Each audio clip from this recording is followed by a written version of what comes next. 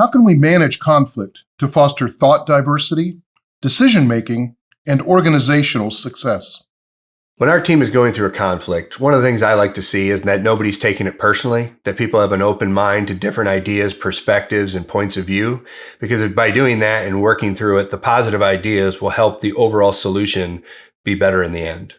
When there's conflict, obviously there's emotions involved. And sometimes it's a matter of either stepping back from those emotions, let's get together when we're less upset, or working through them and saying, I know we're all upset, let's stay with this, let's stay calm. One thing that can help, silly enough, talking very quietly, talking low, because that just brings down temperatures, which is not easy. I understand that, believe me. I understand that probably better than most people because I have a temper and I get passionate about things, but sometimes the best thing is to stay with it. We're gonna stay on this, we're gonna stay with this, stay with me. I want to resolve this. I want all of us to leave this room happier than we are right now. And sometimes just being upfront about that you see there's conflict, you see everybody's upset. I want this not to be upsetting. We all want to feel better about this. Let's figure this out.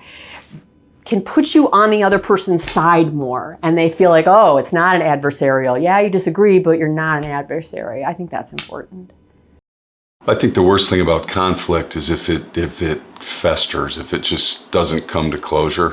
Conflict is good. I would suggest that you try to get it out as early in the process as possible, so that you can flush it out, get everybody to participate, give their 2 cents worth, fight about it, but fight early and then move on.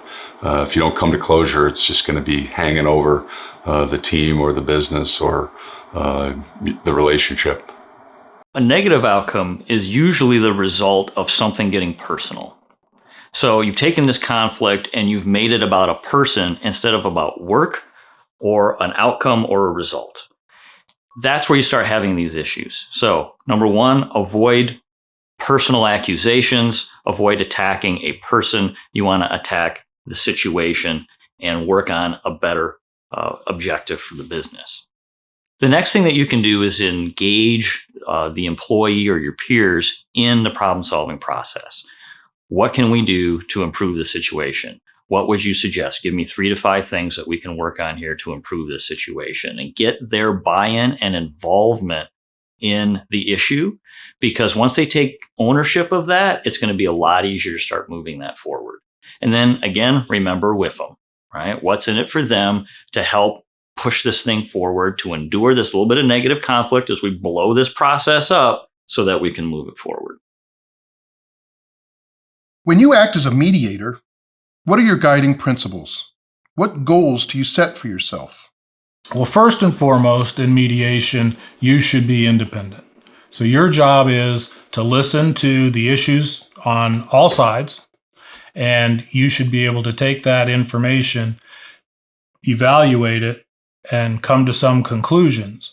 You could have done information gathering even prior to the session and done as much investigation as you can, garner that information. But the biggest thing to make the people comfortable is that they see that you're not biased in either direction or any direction, and that you're able to evaluate the information and come to some reasonable conclusion and support your conclusion. Because I think that relaying why you decided the way you decided is just as important as the process of getting there. Confront it immediately, right? Get the players in the room together, diffuse the situation, try to get everybody to calm down a little bit, and then just talk it through. As a mediator, you're going to have to be open-minded, so you're going to have to listen to both sides of the argument and then try to find some middle ground so that both people leave the room thinking that it's a win-win situation. Be kind. Think about the other person. Pay attention to them. Listen to what they're saying. Put yourself in their shoes. Shut up. Listen. Don't do all the talking. Don't make all the decisions. Don't tell them what you want them to do until you've had a chance to find out what they want to do. Or let them solve their own problems. Sometimes it is just being a shoulder and listening. When I play the role of mediator between team members or between different teams or departments, the first thing that I like to focus on is making sure that we're working towards the solution. That is to say, not worrying about the blame or how we got here or who did what or said what. There'll be time to deal with that later. The best way when there's a conflict is to focus on a solution that will move us forward. For me, when we talk about mediation, typically between two individuals or two different groups, I want to talk about and focus on two items. One, respect for one another in the process. We might disagree, but there's a point of respect that we need to always have focus and attention on. And part of the takeaway as a number two there within that respect is to focus on the idea that there is no dumb idea. And then I'll smile and go, well, occasionally there's not the best ideas, but the idea that there's no dumb idea. And how do we share and then move forward as far as that's concerned, settle down, end on that good business decision, and then move forward from there.